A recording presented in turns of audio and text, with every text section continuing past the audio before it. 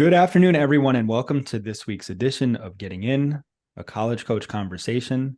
We're recording this on November 1st, which means that I'm exhausted. We have reached a sort of finish line for many of our seniors. It's the day after Halloween. There is a teacher strike in Portland, Oregon that is starting this morning. So I got a lot of stuff going on in my life, but I still have time for all of you listeners, right? So we're going to talk about the students that have been to some degree neglected over the last couple of months, the students that we haven't maybe acknowledged so much, and those are any students who are not seniors, those students who are not working on essays, those students who are not applying to college this year, but still are thinking ahead to a successful high school experience, who are hoping to get their ducks in a row when they apply to college next year or beyond. So we want to start with juniors. And to do that, I'm welcoming my fellow baseball fan, Nicole Doyle, from all the way on the other side of the country. Where it Nicole, snowed today, Ian. It it snowed. snowed. So you have your own host of problems on the West Coast. I woke up to snow today. Did you see the snow, the avalanche that the Texas Rangers put on my Diamondbacks last night? Because that's another problem I that I didn't think didn't we bring needed up. to talk. I didn't think we needed to talk about it. I was going to tell everybody, if you're listening to this, it's November 9th, and either the Diamondbacks have pulled off this remarkable comeback in games 5, 6, and 7, or I'm really sad when you're listening to this. So for now, I still have cautious optimism about the pitchers we have going in the next 3 games. My sophomore said they're going to win tonight. Well, I love that. I love underclassmen. I love sophomores. I love their excited energy, right? They still have this optimism about the world, and that's great. And I'm going to channel that into tonight's game time. But we're not talking about sophomores yet. We're going to have Kara on to do that in a moment. Let's talk about juniors. Juniors are, I think, starting to get a little bit like, hey, this is happening for me. Like, I'm going to be applying to college basically less than a year from now, only slightly less than a year from now. Are you starting to hear rumblings and whispers from juniors and from families that you're working with around, let's kick this thing into gear? And what are you saying to them in response?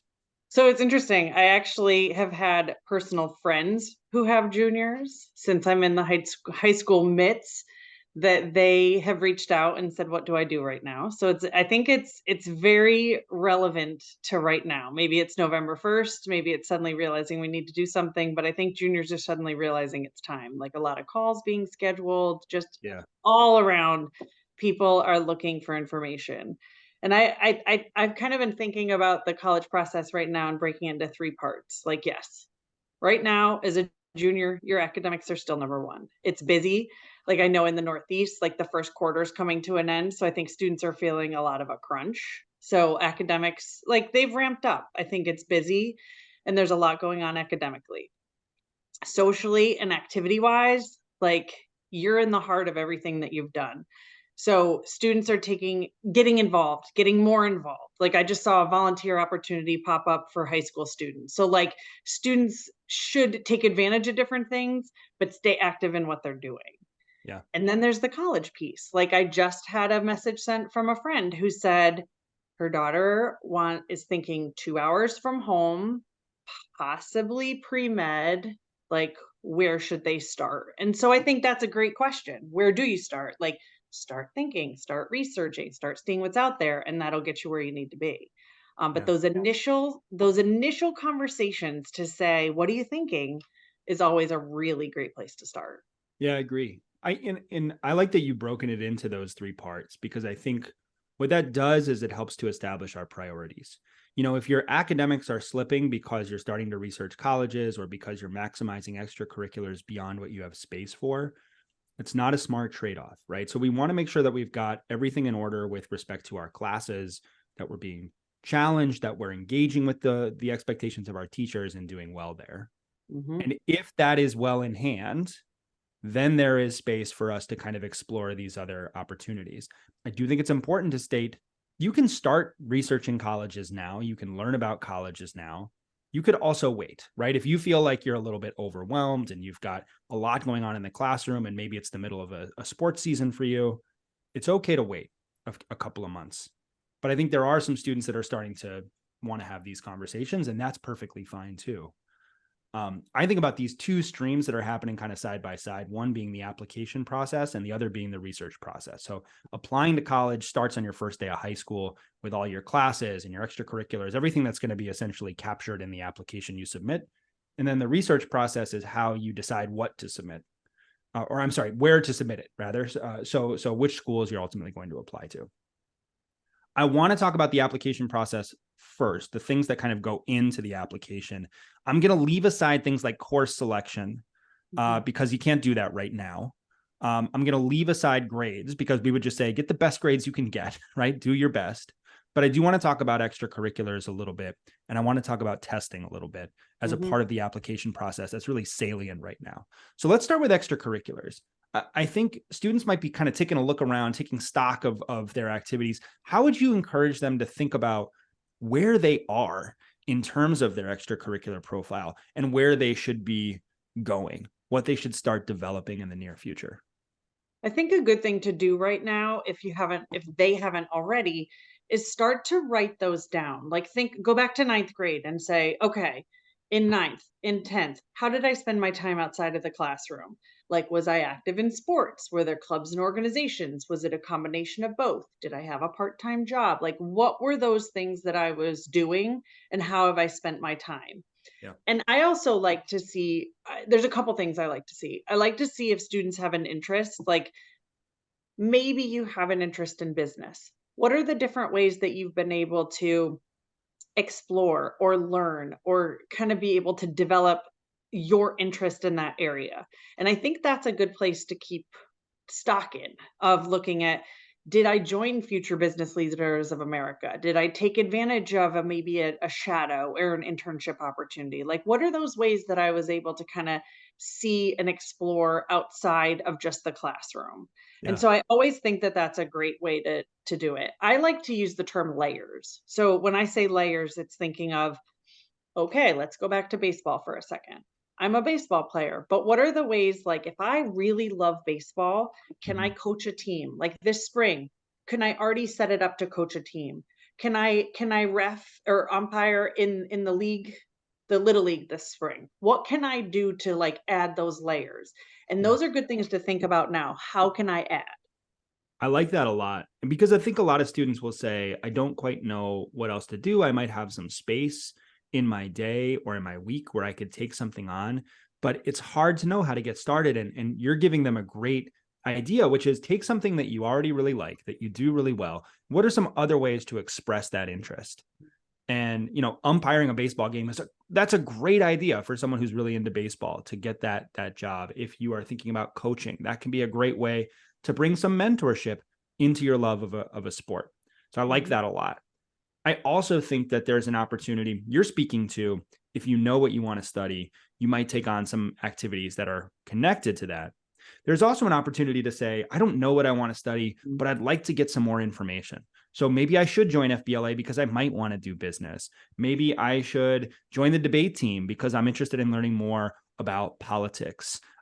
Maybe I should look for an opportunity to get engaged in some sort of a healthcare volunteer setting because I might want to be pre-med, right? So that's an opportunity for you to take a look and say, what do I actually like?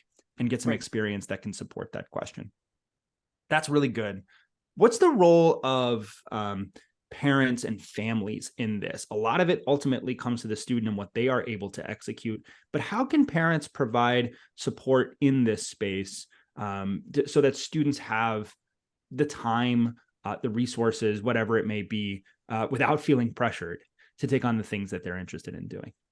I think a lot of it too is asking the right questions. Like, what do you want to do? Like, what are your interests? Like, oh, there's a college an hour down the road. Would you like to do a visit? Like, we have a day off from school. Like, I know like many schools in the next couple weeks have some days off here and there. So it's kind of like, what are you thinking? Like, what, as you look ahead, like, what are your thoughts on that next step? Or what do you want to get involved in at school?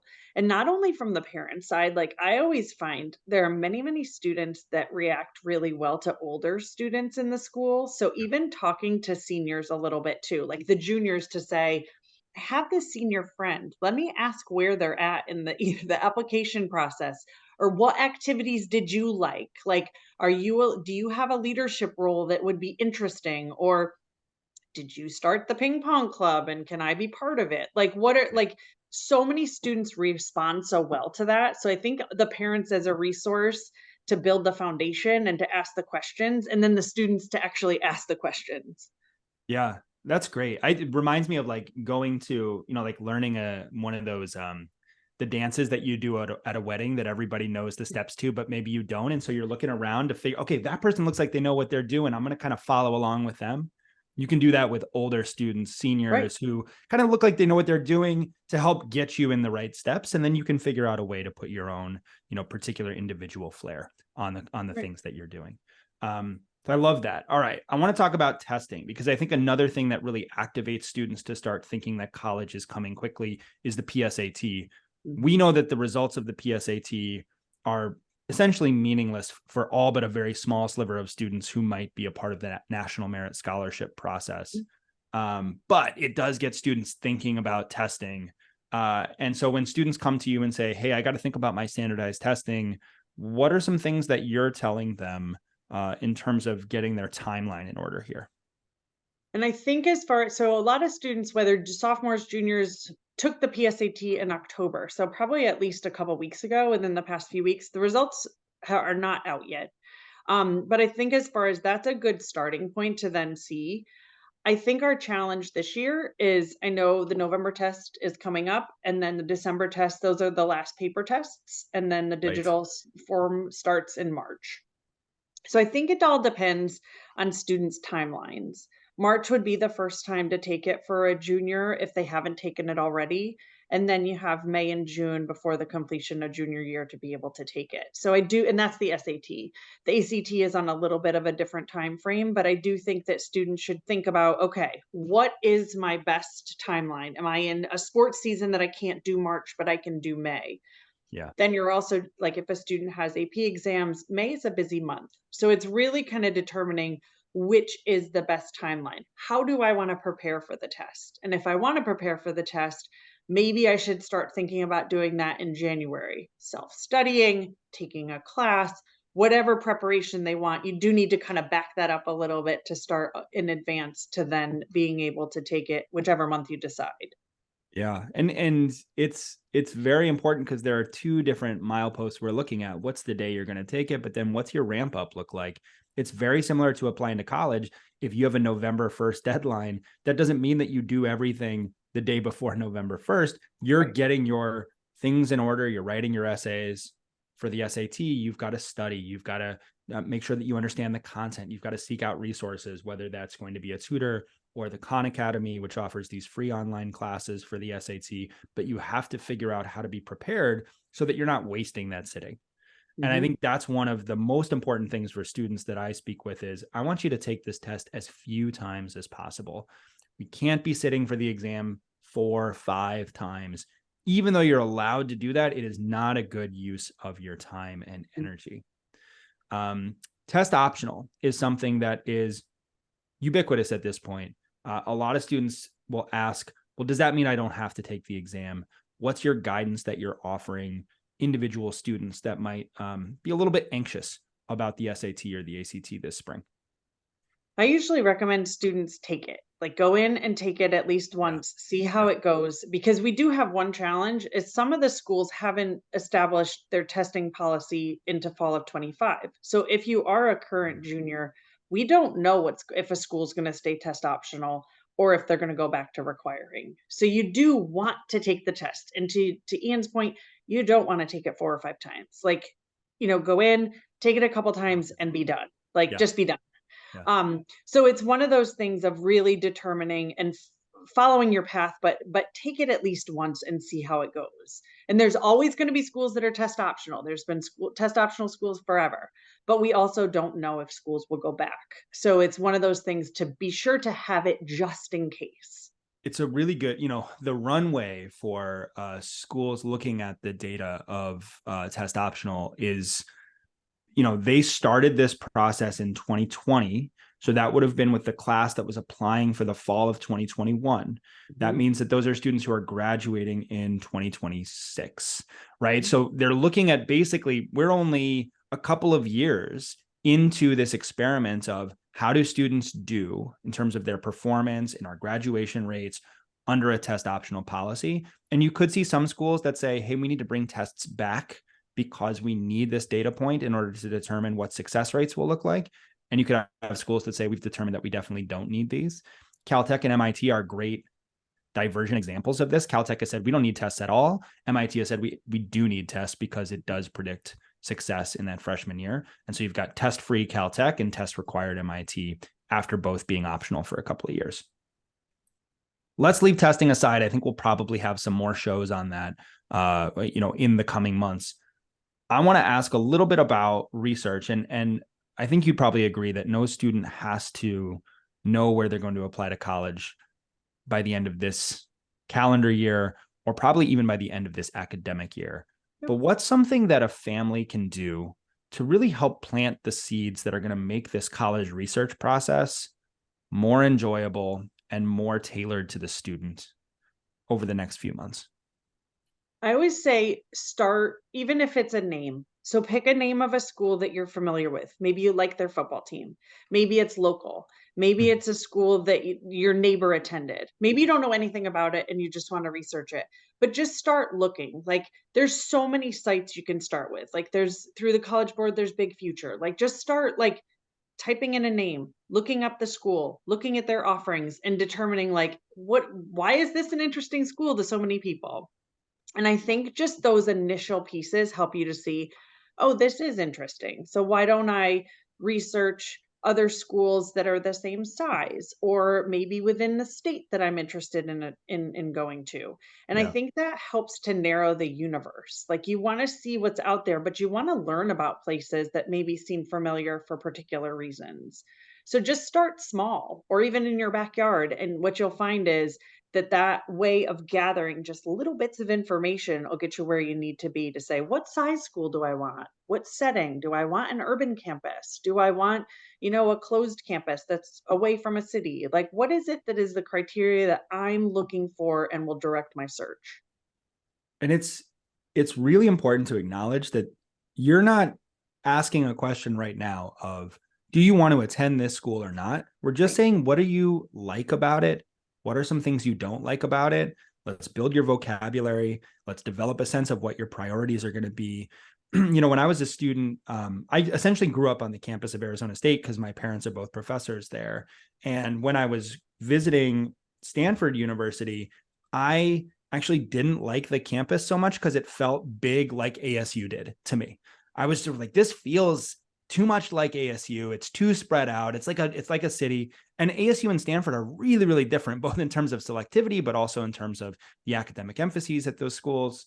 But there was still something about it that felt very similar to what I was trying to avoid, right? And so I Hmm. ended up at a very small school, but that input was really, really helpful Hmm. in establishing kind of what my preferences were. So don't overlook those schools in your backyard. That can be great.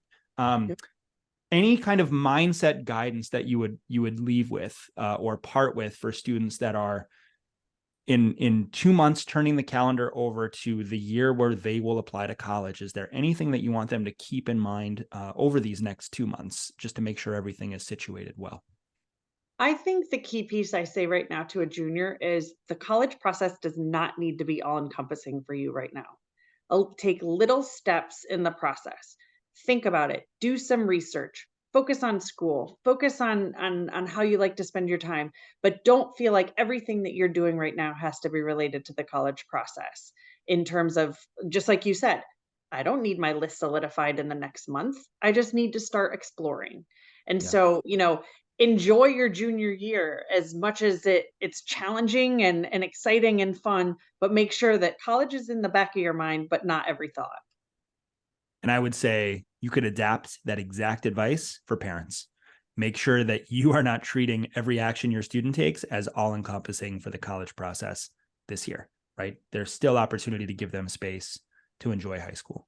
That's great, Nicole. We're going to turn away from juniors and bring in Kara and talk a little bit about freshmen and sophomores now. But this was a really great way to help anchor those students who are looking ahead to applications. Yeah, thank you. Glad to have you. All right, folks, we're going to take a quick break and we will be right back. Don't go away.